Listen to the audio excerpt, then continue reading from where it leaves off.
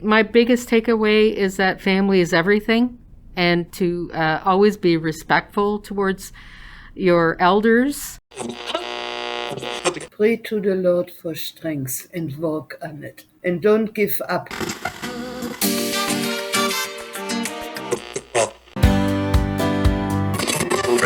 People strive to be good people.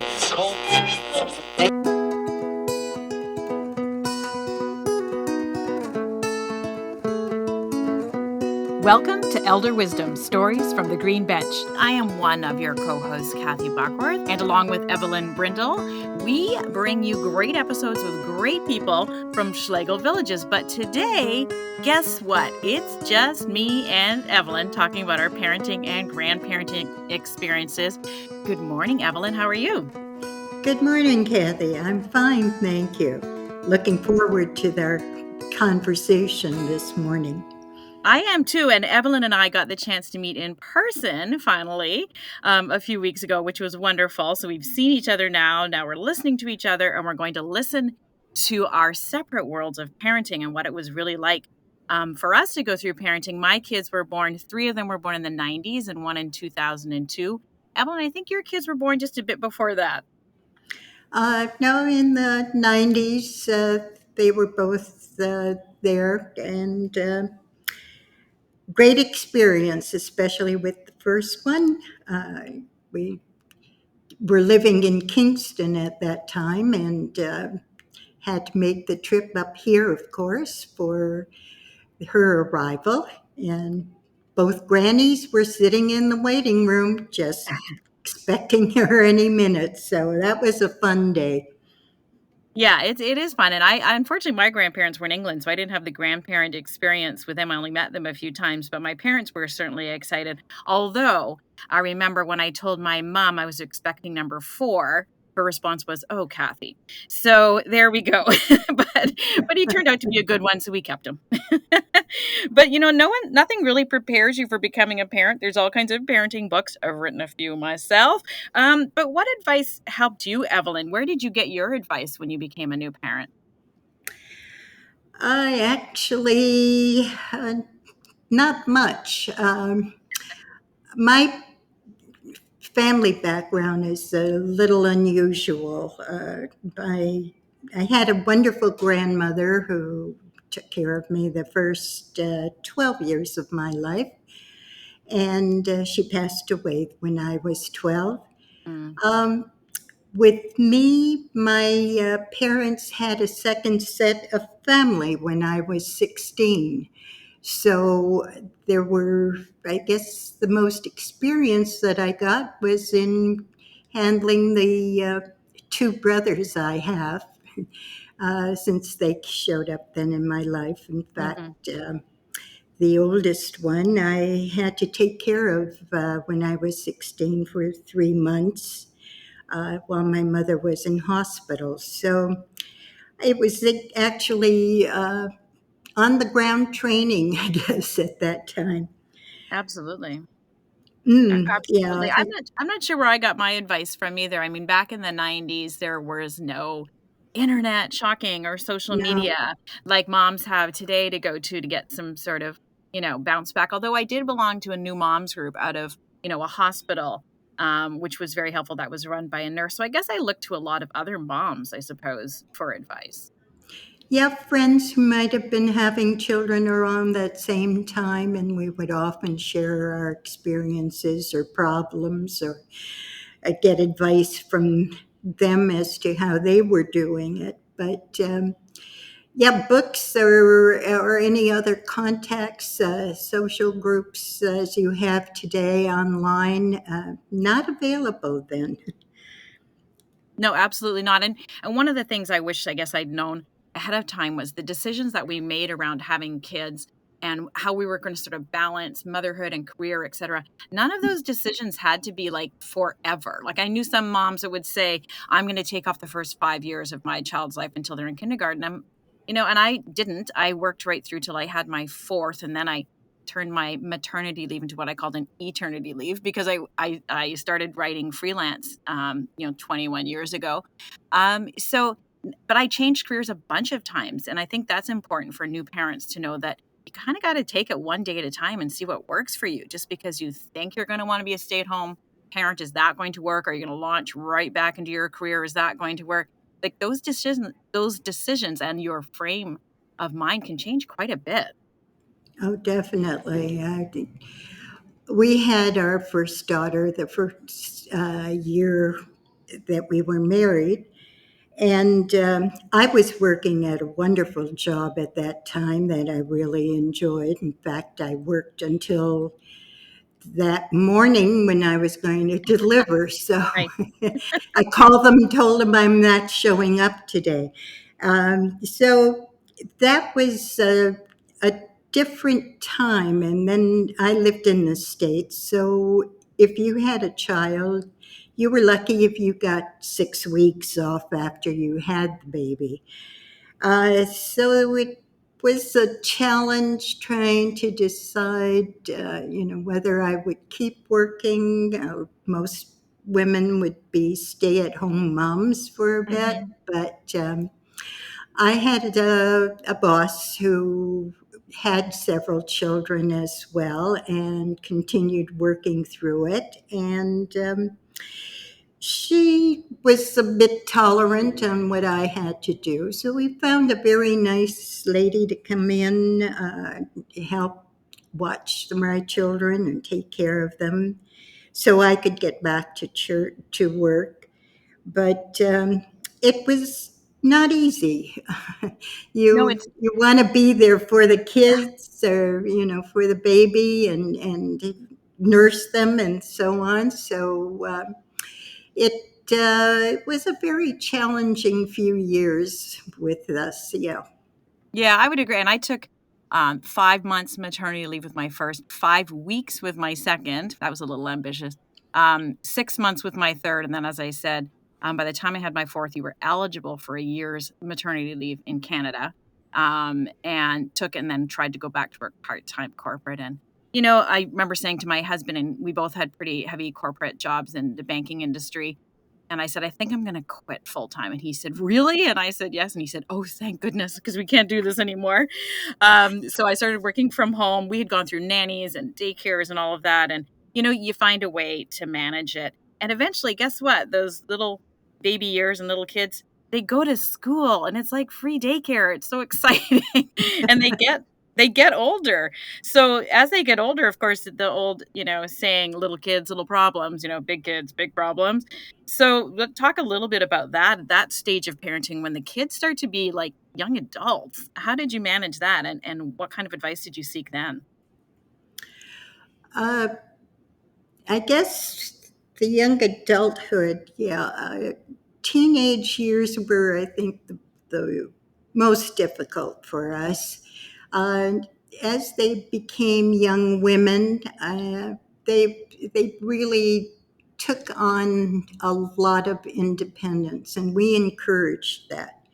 Uh, Dave and I both were very on hand parents. We felt that we gave them support, we knew, gave them help. They understood that that was there all the time. But living in Toronto at that time, there was a lot of opportunity for independence. The girls went ahead. You could trust them to go out. It was a safer environment than in the States. And they had very good friends as well. And we got to know them. And so we were very content. We felt we gave them a good foundation. They learned what our rules were and abided by them. And yet they had the freedom to make their own choices, to do what they would like to do. And that's how they progressed. They each found things that they liked to do. Sometimes they did them together.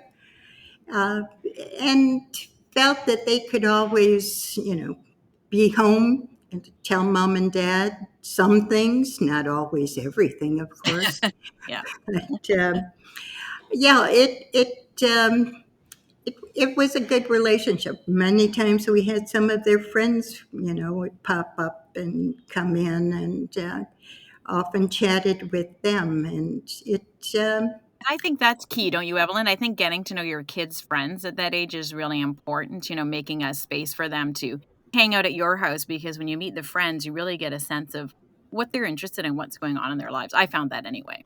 oh yes, yes. In fact, several of them, they were friends when they went to university and lived in Right. the same house together, actually. And when my oldest daughter graduated, we always encouraged them to try to find some time after graduation to explore the world, so to speak, to travel a Yep. bit, so they could really get to know themselves and other people and other uh, historic situations or I think cultures. travel is really Yeah, important. I agree. And not just by themselves, but having that opportunity, if you can, to travel with them so they are prepared to go and travel by themselves. And certainly that's one thing my kids have all done. right. My son has lived in, oh geez, New Zealand and Milan, no, Torino, pardon me, and out west, and now he's living in Calgary. So he's moved more than the other kids, but they all went to, live away at university, at some point of their university career. And that made a huge difference, I think. And I also sent them to summer camp every summer. Now, 3 of them loved it, 1 didn't, but they'd go for 2 weeks or a month. And I think that made a huge difference in their level of independence. If you leave a wet towel at the beach, you have a wet towel at the beach. No one's picking that up for you. So I think that made a big difference to my kids. And, I was lucky enough to have kids, and you were also, that weren't around the age of social media and a lot of the online challenges and bullying and posturing that goes on there. So it is a different world now, 100% for those parents who are dealing with teenage kids. And I guess it's something that my daughter especially will deal with her 3 young kids, my 3 young grandkids. So my grandkids are only 1 month, 2 years, and 3.5. And so I'm a new grandparent, Evelyn, to young grandkids, and you are the veteran of grandkids. But, being a grandparent is different than being a parent. You have to listen to your kids' rules, first of all, which is, you got to get used to that. That's What were very some important. super important? Now, you got to respect and protect that relationship first, Yes, above all else. definitely. If you don't, then you have problems. 100%. I always say that the kids hold the grandkids, or sorry, the keys to the grandkid kingdom. So, you got to get those keys first, and you've got to respect they're not going to parent the same way that you did. And what was that like for you, Evelyn, when you became a grandparent to your young grandkids? What big differences did you notice? It was a very wonderful experience, to put it that from. Yes, we had to adhere to whatever rules or the way that they wanted to bring up the children. But also, we were there to support and help, and most especially love the babies and growing children through the years. Uh, we had a very good relationship with both families, my daughter and their husbands. And one of them, of course, was far away. They lived in Hong Kong. The other one was close by. And we tried to make the effort to be as close or as much in contact as we could. Of course, things evolved eventually with internet, made it a lot easier to do that. The one area that I think we were most helpful with was with my first grandchild. It was a girl who we found eventually was hearing impaired. Mm. And of course, at that time, the tests were not available to do at the time of birth or shortly after. You had to fight to get the test done. There was a great reluctance at that time.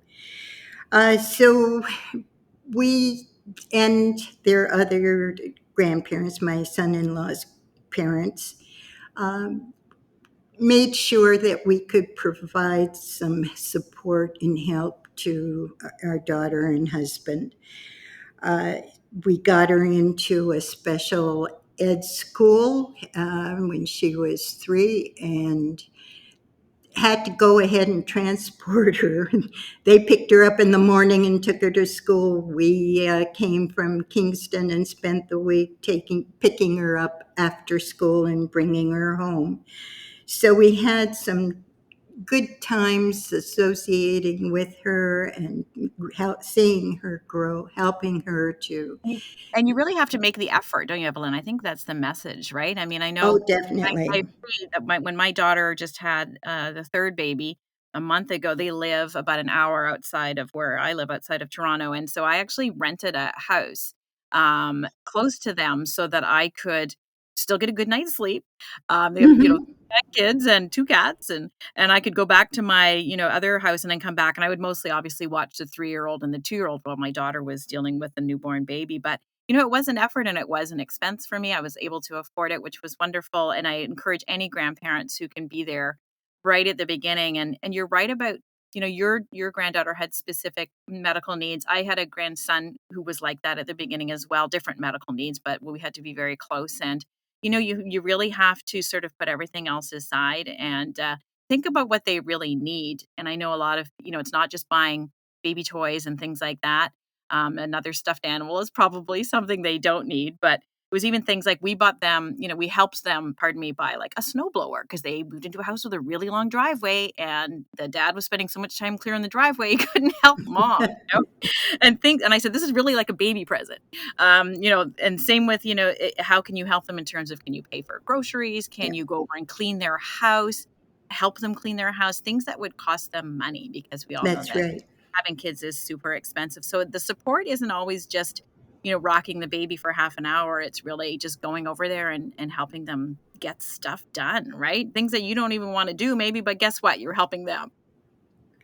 And sometimes just making sure that the kids are well taken care Yeah. of so that they have no worries about that. They know you're in charge, that you'll do some things that are important. And that's one of the things that grandparents can do. Yeah. Any grandparent is spend the time and do things with the grandchildren. I know my grandchildren have told me how much they really enjoyed the time we would take them places to see a Yeah. Yeah. play, Mhm. to go to a museum, to come to their sports events and watch them play. That they now say was very important for them, and they knew that we would be there. Fixing their lunches Mhm. sometimes, just, filling in that area. Food has been a really good way of getting to know them, and that's one thing. But as I was saying, food has played a big part. They remember some of the dishes I used to prepare for them. And Yeah, you're right. And food plays a big part of my role, but for a different reason because my daughter and her husband and their kids are all vegan, and I am not. So I've had to learn to bake vegan, to cook vegan, to respect their food choices. They also do what's called baby-led weaning. They also are proponents of a food neutral system. And this is just the food part of their lives, which we know is huge for kids. But parenting strategies change, right? And parenting tactics, and it sort of loops back to what we talked about in the beginning of respecting their parenting strategies and the way that they do things. And my daughter, I know for sure, knows that I roll my eyes about some of this stuff behind her back, but she also knows that I'm 100% supportive of doing it with her when I'm there, and that's really key, again, to protecting that relationship. Yes, it is. And it's also a key to dealing with the other set of grandparents. Yes, absolutely. Actually, one more thing I would say as advice for new to be grandparents, is, you know what, you should sort of start working out. I'm just going to say that, like, get physical and stuff, because picking up grandkids, even a 7-pound newborn baby can pull on a bad back or weak arms. And if a 2-year-old toddler's throwing themselves at you when you're going down for a hug, you better be ready to catch that too. So when the kids are young, it's a pretty physical thing. Yes. Well, even as they grow, there were certain years they're not too keen on it, but Right. I find, having the hugs even Yes. now is just great. And I look forward to that whenever I see them. And you've just segued a great topic, because I only have experience up to the age of 3.5, Evelyn, and your grandkids are older. So, what advice do you have for me as the grandkids get older? You've mentioned a few key things, I think, which are, going to their games, and be driving them to practices, getting involved in their activities, etc.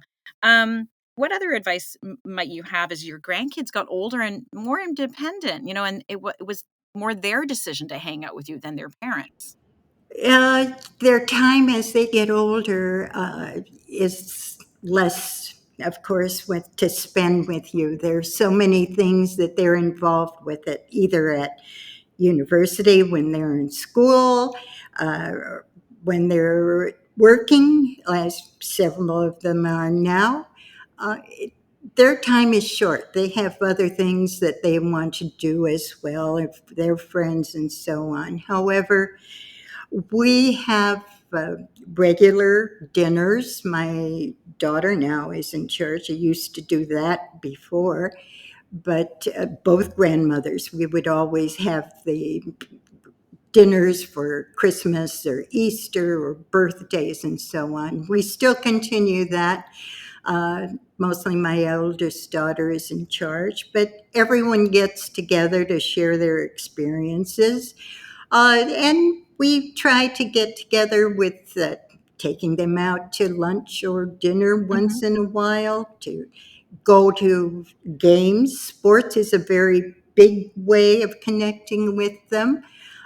So we often will go to a Blue Jay game, for example, or Dave will go with a basketball game with Brandon. And those times are good because it gives us some opportunity to talk with them. But Yeah, and keeping in touch as well on the internet, that mhm. is wonderful. You don't have to send off a card or anything anymore. And that's what we do. I try to make sure that we're in contact at least once a week with each one of them. That's wonderful, and I can speak from the other perspective in the sense that I'm the parent in this situation, and my kids, their grandparents are still alive. We're very fortunate, my parents are. So I try my best as well to make sure that you're right, they get busy, university, new jobs, babies, et cetera, of their own, to make sure that they see their grandparents on a regular basis. And interestingly enough, try to get them to understand what life was like with when their grandparents were young. My parents both went through an exercise recently of writing down some significant childhood memories, and my kids had no idea that my mom had lived in Coventry during the war, for instance, and things like that. So trying to really make sure that they understand what their grandparents went through. And I know that is a key strategy in trying to combat ageism, among young people, is to get them to see their grandparents as humans, basically, who've been through life experiences, real life experiences, not just something that they read about in the history books. So I love making sure that my kids get that experience with their grandparents as well. And it's nice to hear from them that they have learned something from you. You don't always realize, but my granddaughter, who's a teacher now, told me that one of the things that she thought I passed on to her or taught her uh, was his patience, to realize that if something happens that you can't control, that you don't need to get totally upset about it and rant and rave. Uh, Give it some thought and realize that you can't control everything. that things will pass on, and you do the best that you can, and have the patience to realize that, things will be better, and you can do something about it within your own control. And she's found that to be a very important part of teaching and dealing with all of the children in her classes. So she's an elementary school teacher. And it's been nice to hear that I've passed on some things to them that I didn't realize, they've noticed. So That's I'm amazing. gratified. That's mostly what I try not to pass on to my young grandsons right now is swearing. So I have had to control. They're at the age where they repeat everything. But it's funny because a lot of the time I spend with them, I do things like, I don't know, games, a pat a cake or ring around the rosy that my daughter sort of doesn't remember from our childhood. And I think, well, maybe I was too busy to do it with you as a parent at the time, but it's really fun to do it with the grandkids now. And I think that's, when we think about the wisdom that we gain in becoming a grandparent, it's really like sort of the more you reference this, the more things change, the more they stay the same. Like the world continues to turn, the days go by, and there's a lot of things that we can step back and say, in the scheme of things, this isn't going to be a big deal. Like, let's just get through it. Certainly we all had to get through the pandemic, and that was a big deal. That was a very big deal. But I think we've learned too that we can share that sort of thoughtfulness with our grandkids as well, to say, let's sit back and think about this for a minute, which is what you were saying that your daughter is able to impart as well. Yeah. Well, each child brings a different perspective to your life, Absolutely. It's amazing how different each one can be, whether they're young and little or grown up. You always learn something new from them, and you grow a bit along with them. And the And they say, most important thing you can give them is your love. absolutely. And they say that every child has a different mother as well, too, that you step into the river of motherhood of different stages of your life, which is so true. I was 28 when I had my first one, and then I was 39 when I had my fourth. And of course, the 39-year-old mom of four is quite a different person than the 28-year-old mom of one. So, and you're right. And the children themselves are so different. And you certainly recognize that. And the grandkids are also different. And I Oh, think, yes. when we say, oh, he's just like his uncle Alex, or, there's certainly categories that they're similar in, but we have to recognize too that they're individuals as well. Definitely. And you have to respect that.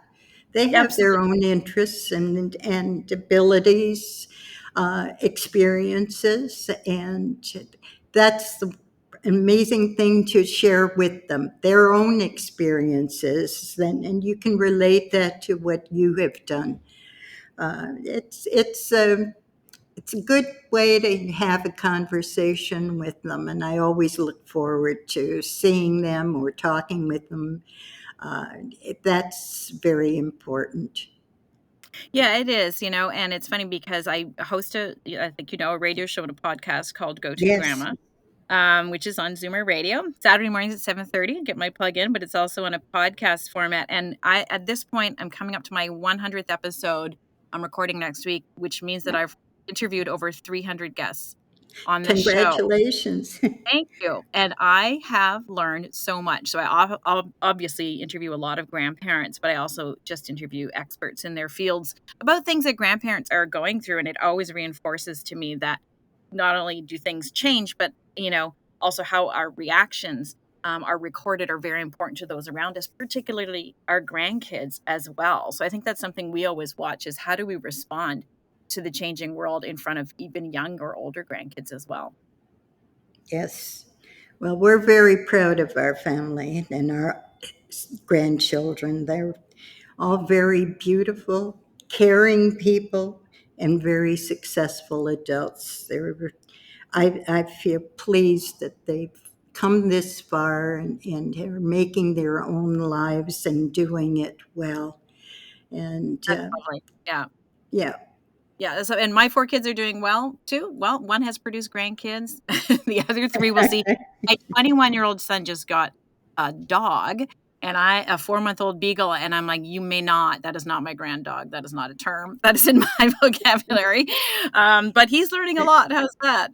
And it's funny. He was over the other day with it, and the dog was nipping, and he said, you have to be very stern and say no. And I'm like, oh my gosh, it's the opposite of the gentle parenting that I'm doing with my own grandkids. So I'm going to wrap my brain around dog training versus toddler training. So it's stretching. Yeah. We're looking forward to the wedding of our granddaughter in July, and the whole family is totally excited about it. Lovely. Yeah, and our other grandson here is a certified electrician and doing very, very well with that.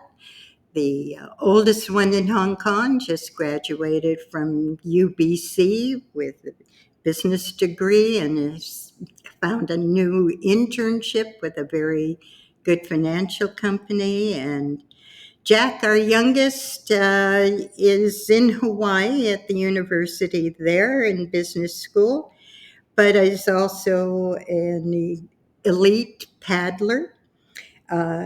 He's competitive internationally and doing extremely well in that area, and perhaps looking forward to joining the Olympics as a representative for Canada, possibly. So they're all in different areas, but yet share a lot with us, and we always look forward to doing that with them. As with everything, there are tons of quotes about grandparents and the grandparent experience, and some of them ring true and some of them not so much. Evelyn, we found a few. Why don't you start us off with one of the quotes that you really like?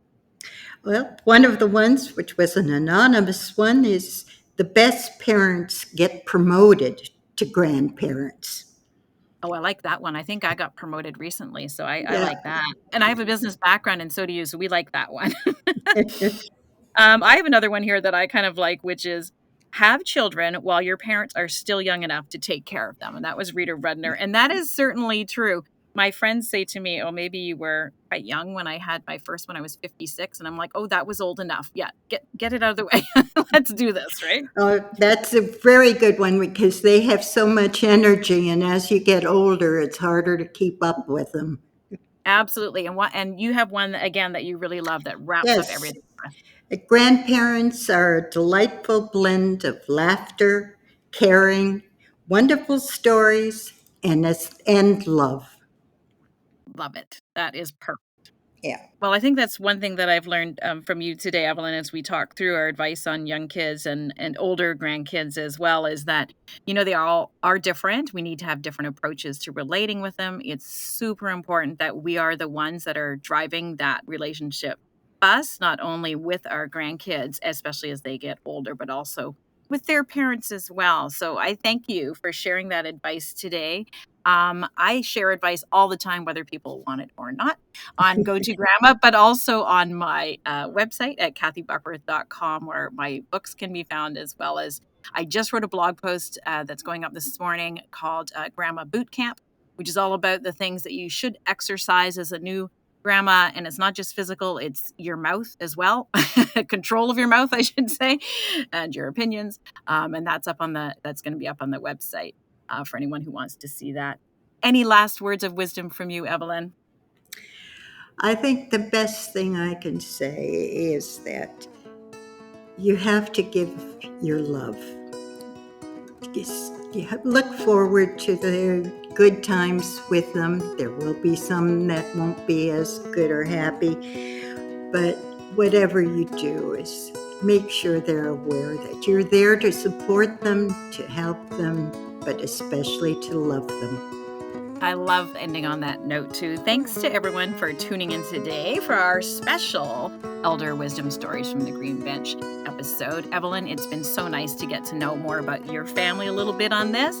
And I look forward to our next conversation. Good, me too. Elder Wisdom, Stories from the Green Bench, is brought to you by Schlegel Villages, a complete continuum of care, offering independent living to long-term care, celebrating and honoring the wisdom of the elder.